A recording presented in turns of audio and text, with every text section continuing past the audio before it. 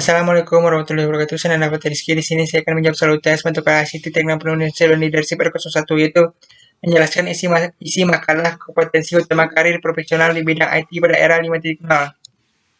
Society 5.0 atau era 5.0 adalah sebuah konsep yang dihadirkan oleh Federasi Bisnis Jepang. Gagasan tersebut muncul pada pembicaraan di Forum Ekonomi Dunia atau WEF pada awal Januari 2019 lalu di Davos, Swiss. Menurut Perdana Menteri Jepang Shinzo Abe mengatakan bahwa konsep revolusi industri 4.0 dan society 5.0 tidak memiliki perbedaan yang jauh, yaitu revolusi industri 4.0 menggunakan kecerdasan buatan atau artificial intelligence, sedangkan society 5.0 memfokuskan kepada komponen manusianya. Society 5.0 adalah masyarakat yang dapat menyelesaikan berbagai tantangan dan permasalahan sosial dengan memanfaatkan berbagai inovasi yang lahir di era revolusi 4.0 seperti Internet of Things, internet untuk segala sesuatu, artificial intelligence untuk kecerdasan buatan, big data atau data dalam jumlah besar, dan juga robot untuk meningkatkan kualitas hidup manusia. Society 5.0 juga dapat diartikan sebagai konsep masyarakat yang berpusat pada manusia dan berbasis teknologi. 5 kompetensi utama karir di bidang IT pada era 5.0. Pertama, critical thinking, yaitu kemampuan berpikir secara jernih dan rasional tentang apa yang harus dilakukan atau apa yang harus dipercaya.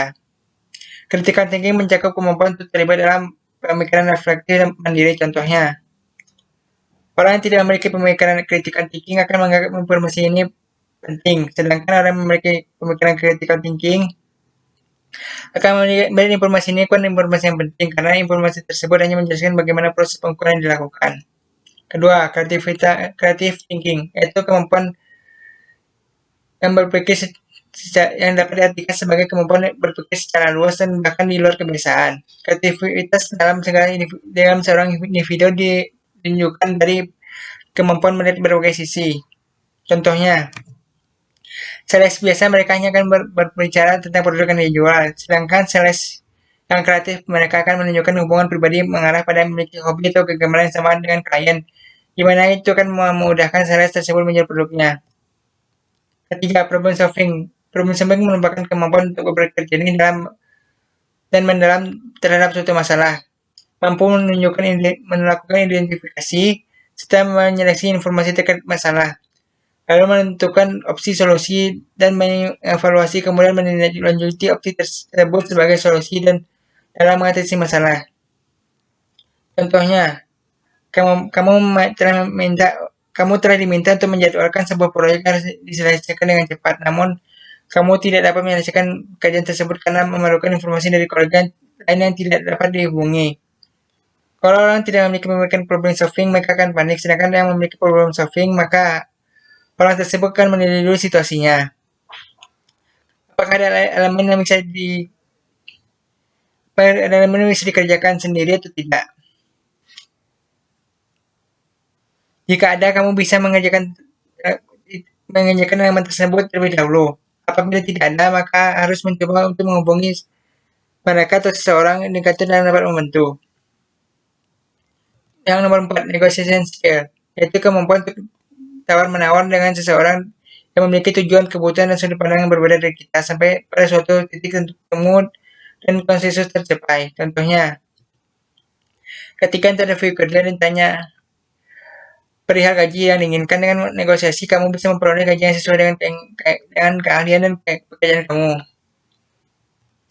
Yang kelima, emotional intelligence, yaitu kemampuan mengatur emosi, dan dalam hal ini termasuk pula kemampuan mengidentifikasi, mengelola, dan serta memanfaatkan ekosistem. Contohnya, ketika rekan kerja kita akhir-akhir ini mulai tersulut kalau orang tidak memiliki emotional intelligence, mereka akan ikut tersinggung juga. Sedangkan kalau memiliki kemampuan emotional intelligence, maka kita akan mengetahui bahwa orang tersebut memiliki masalah di pikirannya, bukan karena ia sebab pada kita atau orang-orang gantung, tapi karena sedang menyimpan beban tertentu.